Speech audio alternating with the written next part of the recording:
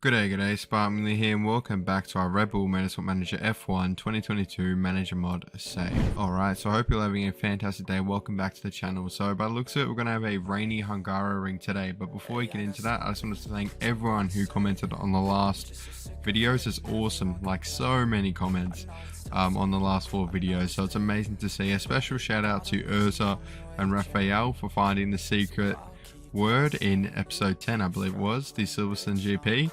So that's awesome from you guys. But yeah, thanks to everyone who's just been constantly following the series and showing your full support in comments, likes and subs as well. So it means the world to me, and yeah, keep it coming. So yeah, make sure to leave a like, consider subscribing and leave a comment down below. But let's get into it. So on to prep for the Hungaroring. Now we are still building the gearbox from last time out, so that's going to keep going till about 2 days before the Grand Prix, and we're just going to work on improving all the little parts, all the crucial parts for the Hungaroring. We have a lot of work to do on the new rear wing, but that's not going to get much love this time round because we just have a few other parts to quickly get up to their potential. So that's all good. We get those other parts done. It's also Max's birthday within this little break period, so we obviously throw him a huge party for 100k and he gets a morale boost. Why wouldn't you? When money's not an issue in this mod. But we also finished the gearbox, so we're going to build another gearbox as well because we're still third on the gearbox, and we also get that ready to go on the race. Now it's not quite better than the one we already have, but the reliability is up there and it's almost equal, so they're going to have pretty much almost equal gearboxes, which is good. But yeah, that's been the prep for the Hungaroring. Let's get into quali. So fantastic news from quali here. We lost both Hamilton and Russell in Q2, which means that they're not in Q3 obviously, and they're going to start from 11th and 15th respectively. Now that is awesome news, and what's even better news here is I took a bit of a risk here. I wanted to go one run. I wanted to go when the track grip was at the highest because quite a long lap around this track, so I waited till just before the rain. We send them out and get a 1-2, which is fantastic. We played the conditions perfectly. Bring on the race.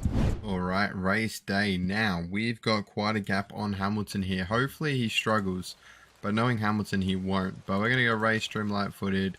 I know there's been a few calls from the comments to up the difficulty, and I would, but just the fact that we lost so much ground to Hamilton in the early season makes me a bit reluctant, because I do want this series to be competitive. And now that we finally, I mean, let's be real, we're finding a disadvantage before with Hamilton because we let him have 1 second a lap on us for the first like 7 races. So I think the fact that now it's a little bit easier, we're going to start Perez 3 laps under fuel, by the way.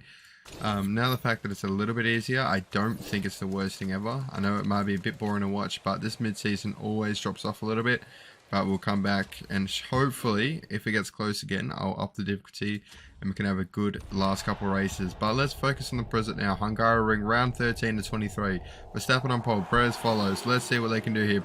Both get a decent start. They're both Ferraris behind us, Leclerc and Sainz. Alonso, who will probably make his way up because he always does, but he's not in the mixer. But the Ferrari is of Sainz, who jumps Leclerc, Perez and now Verstappen.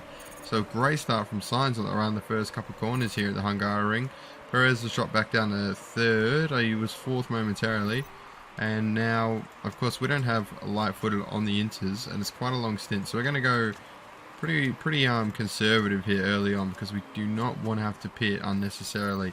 We can get very complacent with light footed with tyres, and you just can't afford that. Hamilton's already up into 5th. We knew that was going to be the case. The guy's just got pace for days, but underfueling Perez hasn't really worked out for us here in the early run, so still a very competitive race. Now we've got to hope that Verstappen doesn't crash out, because when it rains it seems to be the most common way we see Verstappen crash out, and that would just be detrimental. A few moments later. Oh my god. Oh my days. What is wrong with this guy? I'm sorry, but what are you doing? Oh my god, how are we meant to... Anyway, so Verstappen crashed out again. Again, it's something with the rain. I don't know what it is. What trait does he have that makes him crash out in the race? It just doesn't make sense.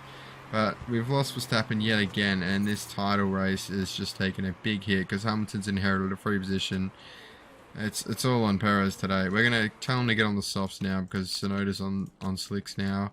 I haven't changed the pit crew out, but hopefully there's no mistakes. But it would make sense if there's mistakes. That's kind of the race we're having here already here, but that's fine. We get away, pit crew does its job, and now we move. Hopefully we can... it just hurts. I mean, we've got 10 races to go in this season, and Verstappen's just crashed out and lost about God knows how many points, depending where Hamilton finishes. But it's just every time we undo a decent chunk in this championship gap, he crashes, and then Hamilton gets it all back. Very frustrating, but hey, we have to keep looking forward. And now the safety car's out. Hopefully that was Hamilton. No, it was Alonso. Well, that just gives him a free pit stop, but no, he doesn't. He pitted beforehand. That's fine. Alright, well, I don't think we're going to pit. Still got plenty of life in these tyres, so we're going to just, yeah, let the safety car take control. And the safety car ended. We caught it pretty early, I think, so it's not too bad. Safety car didn't last as long as we wanted it to, but here we go. Hamilton is actually going to get the race win here, isn't he? This race has fallen into Hamilton's hands. It's up the difficulty? I don't think so. I really don't think so. It feels like the game's working against us a little bit in its own way without the difficulty change. I mean, come on. Verstappen crashes out, and then Hamilton gets a safety car restart, and now he can get Sainz. It's perfect for him, as it so often does in real life as well. But we'll see where Perez can finish. Alright, so Perez is actually leading this race. Now, I forgot, in my whole Verstappen rant, I forgot the fact that they were on super softs, we were on softs. So they pitted again before the wet period.